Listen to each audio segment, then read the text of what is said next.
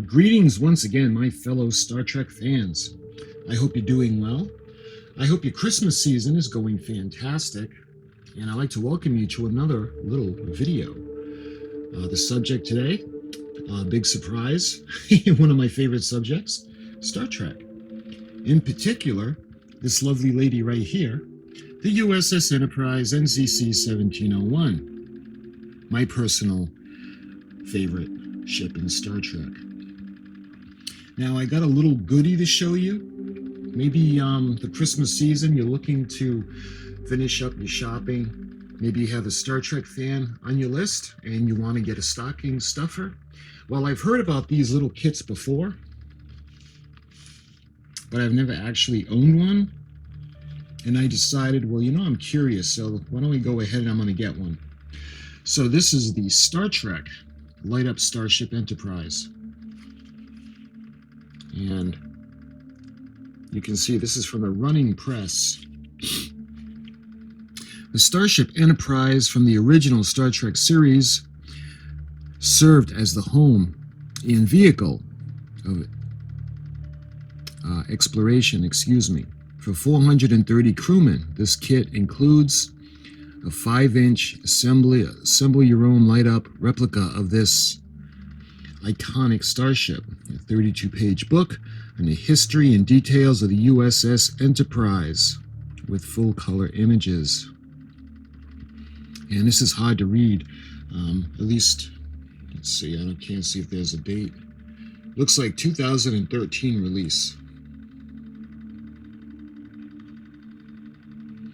So you can see also $12.95 in the USA and $16.50 in Canada. So Star Trek. Why don't we go ahead? We'll take it over to the desk where there's more light, and I'll show you what's in the box.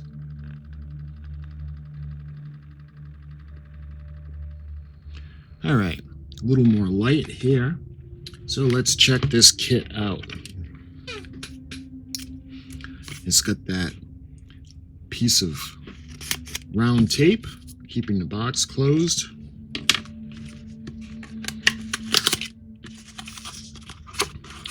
Let's see what we got. Incidentally, I got this off of Amazon. This is relatively inexpensive. What do we got here? Product information, battery safety, keep out of reach of children. Okay. We've got a little Starship Enterprise book. Kind of like when I showed you the TARDIS, the history of the TARDIS. Starship Enterprise, running press. It's a cute little book. We got the introduction, 5-year mission, ship schematics, early voyages, and the final frontier. You see the introduction? One of the most iconic spaceships in pop culture, in both name and look, the U.S.S. Enterprise first soared across television screens in a pilot episode of the original Star Trek series back in 1966. The ship became instantly recognizable for its unique design, a saucer-shaped hull, engine nacelles mounted on twin pylons. The Enterprise and its main interior sets were designed by aviator and sets illustrator Matt Jeffries. For the show's creator, Gene Roddenberry, Jeffries used his experience with the military to make the ship look as functional as possible. Jeffries is also credited with giving the Enterprise its unique registry number, NCC-1701.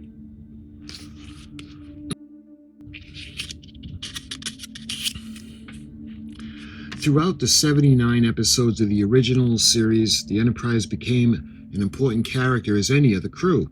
Chief Engineer Montgomery Scott praised her capabilities and bemoaned the abuse she often suffered, not only from enemies but also from emergencies requiring him to push the engines to their limits.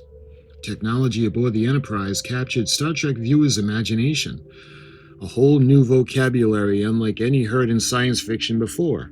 Phaser banks, transporters, deflector screens, and warp drive quickly entered the pop lexicon. The Enterprise's fictional equipment inspired a generation of scientists to research the feasibility of things like warp drive.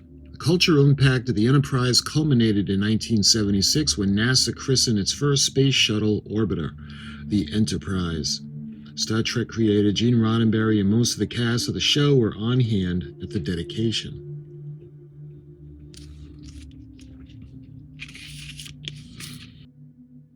A 5-year mission.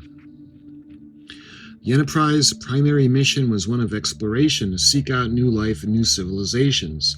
As the initial representatives of the Federation in first contact with numerous alien races, the Enterprise crew adhered to Starfleet's Prime Directive General Order 1, which states, "No starship may interfere with the normal development of any alien life or society."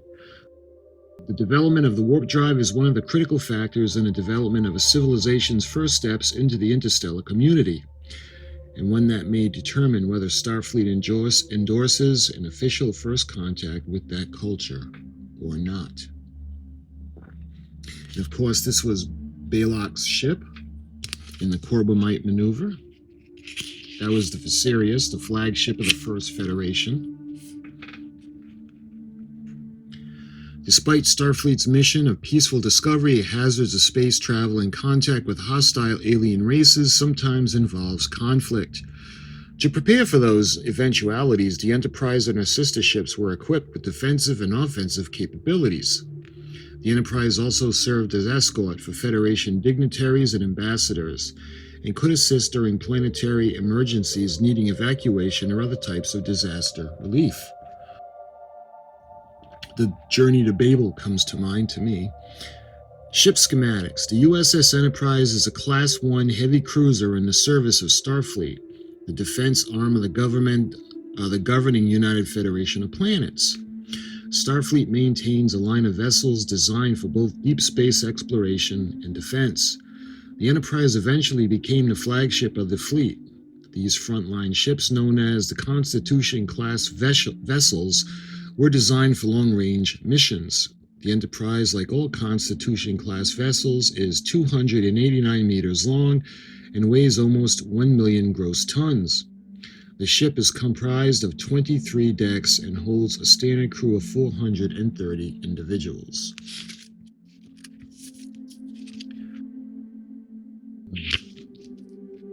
A beautiful picture of her. Primary hull. The primary hull of the Enterprise is the saucer-shaped section to the fore of the engine nacelles. The primary hull houses the bulk of the critical sections on the ship. The main bridge is located at the top of the saucer section. The bridge is configured in stations that monitor all the ship's departments. Stations include, let's see that beautiful picture, science, communication, engineering, security, navigation, and helm. The captain's command chair sits in the middle of the bridge where the captain can easily view or converse with any officer. A large view screen is set for the forward bulkhead. The view screen shows sensor communication signals as well as library computers graphics. The primary hull also contains sick bay, science labs, officers' lounge, dining areas, and living and recreational quarters. Access to various decks of the ship are provided by turbolifts, which are high-speed elevators which link sections of the ship through vertical and horizontal turbo shafts. We have Mr. Spock playing the instrument. I don't know if this is from Charlie X or On the Way to Eden. Moving on to the secondary hull. The secondary hull is a cigar-shaped section below and behind the primary hull. The secondary hull contains the main engineering section and provides access to the engines through the conduit known as the Jeffries tubes, which was designed and named after Matt Jeffries. Secondary hull also provides access to the warp core, the matter-antimatter containment system that powers the ship. Though dangerous, primary and secondary hulls could be separated. Captain Kirk considered this maneuver twice, once when the ship was under attack by the computer god Val, and once again in orbit around the planet Excalibur. Neither time was the order ultimately needed. Moving on to the defense systems. Located at the front of the secondary hull is a deflector array. This dish-shaped generator emits a constant force field that deflects microscopic particles and space debris that could damage the ship, especially when traveling at warp speed. The deflector array can also concentrate its beams at a higher power to deflect larger objects or to create a tractor beam. The deflector fields are different in function than the ship's defense deflector shields,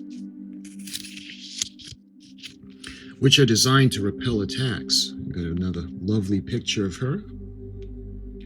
Deflector shields protect the integrity of the ship's hull from natural enemy assault and can withstand a force equivalent to 90 photon torpedoes at once. That's quite a lot. Tactical systems aboard the Enterprise consisted of two main armaments: phasers and photon torpedoes, handheld phasers, which are a form of directed energy weapons. And they were standard issue for Starfleet personnel. On landing party missions, large-scale phaser emitters are stationed in 12 arrays around the ship, known as phaser banks. Ship-mounted phaser banks can disintegrate large quantities of matter at great distances. Photon torpedoes are oblong warheads that contain small amounts of antimatter that can be detonated to create an incredible explosive impact. Moving on to propulsion.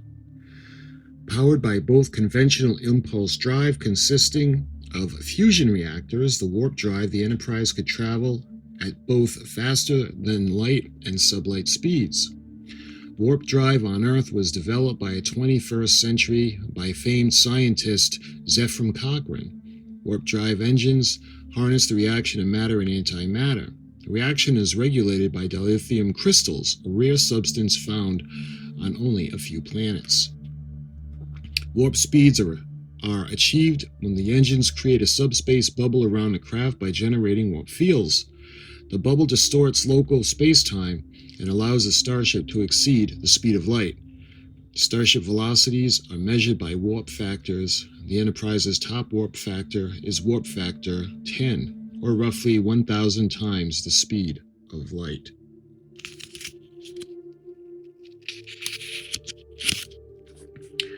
Several times, external factors have pushed the Enterprise beyond its warp 10 capabilities. When the Nomad probe upgraded the antimatter impulse valve, the ship approached warp 11. The Kalandian defense computers sabotaged the Enterprise and forced it to a speed of warp 14.1, which nearly destroyed the ship. Going on to short-range travel, we get that picture of the shuttlecraft. Short-range travel. When the Enterprise can travel in the upper atmosphere of a planet, it does not have landing capabilities.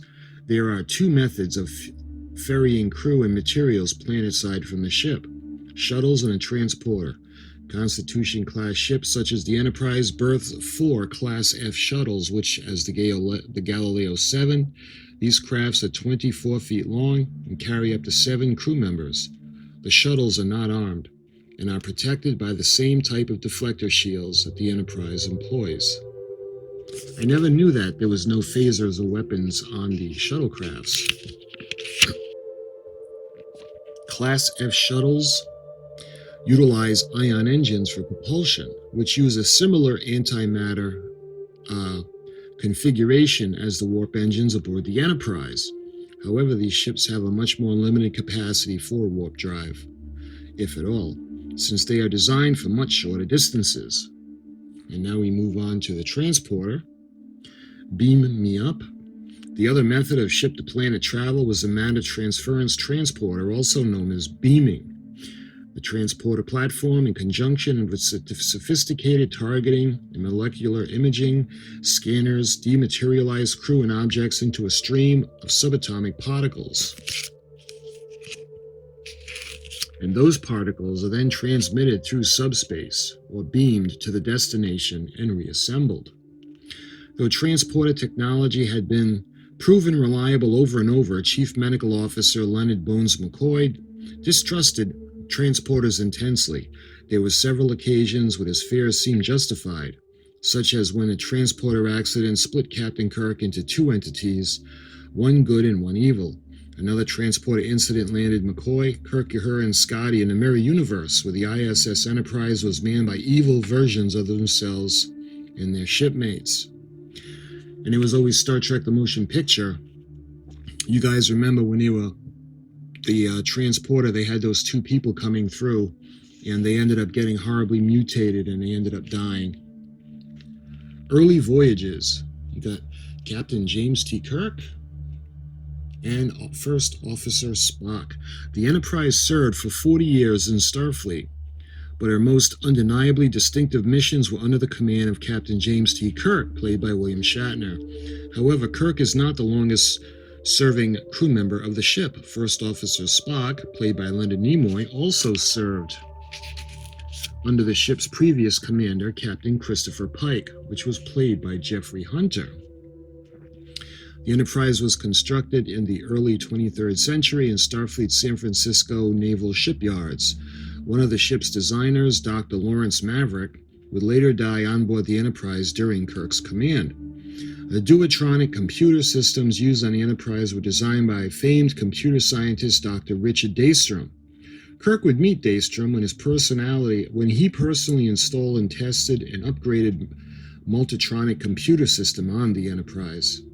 Captain Robert April oversaw the construction of the ship and commanded its maiden voyage from 2245 to 2250. With his wife, Dr. Sarah April, serving as chief medical officer. Captain Pike commanded the vessel for over two 5-year stints until his promotion to fleet captain in the mid-2260s. James Kirk assumed command in 2264, and upon his promotion to captain and began his legendary 5-year mission. Moving on to the final frontier. During Kirk's tenure, the Enterprise crew encountered over 60 different alien species. Over 20 of those were first contacts with unknown races. These ranged from humanoid to silicone-based life forms like the Horta. The Enterprise was the first Federation crew to encounter Romulan in over a century, and Kirk constantly skirmished with the Federation's rival power, the Klingons. Kirk and his crew faced cosmic threats such as a doomsday machine, planet killer, a gigantic spaceborne atmosphere amoeba, alternate universes, sentient computers during their mission. In 2270, the Enterprise returned Kirk and his crew to Earth, where Kirk would be promoted to Admiral in charge of the Starfleet operations, and the Enterprise would undergo an extensive 18-month refit before its next voyage. After almost a decade, the refit Enterprise and her crew launched again, this time into a successful movie franchise that spawned 4 more television series and new generations of ships bearing the proud name Enterprise.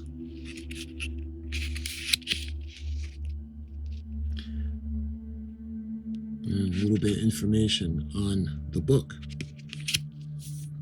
So this is kind of a cool little stocking stuffer for your Star Trek fan. Okay, so we got the book. I've shown you the box, so let's take a look at the ship herself. What do we got here?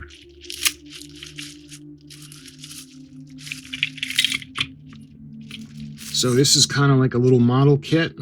You got the base. Oh, there's writing on it. 2013 CBS. And there are parts to the ship, but really not too many. There's already a battery in it as well. Okay, so, wow, there's 2 parts. So, obviously, we're going to take this section. And I don't know if you can see that. You're going to slide it in from the side. Just like that. It goes into the slot, and it just kind of slides into place. Just like that. And you got a little peg coming out the bottom of the secondary hull. So what we're going to do is we're going to go ahead and we're going to put that onto the base. Just like that. So that's pretty cool. Let's go ahead and turn it on. Oh, I was hoping the Bassard collectors would light up, but nope. But that's okay. This is a pretty cool little model. For the price, this is really cool. You know, this reminds me a lot of the Hallmark keepsake ornaments.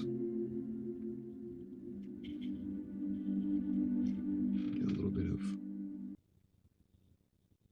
of that's really cool. I mean, if you don't have a lot of space and you want everyone to know you're a Star Trek fan, this is perfect. You know, it's got a little base, a little stand, and it's the Enterprise. And for the price, you really can't go wrong. Like I said, it would have been nice if the Bassard collectors lit up, but that's okay. This is still pretty cool. I mean, for the price and everything you get for the money, this is really cool. We got the Sensidome that lights up, and the decks above the Sensidome, we've got the lights on the side of the primary hull that come on. We've got the saucer pylon or the dorsal hull that lights up. We've got the bridge that lights up, and we've got B and C decks. So this is really cool. It's a really cool little model. Put the light back on.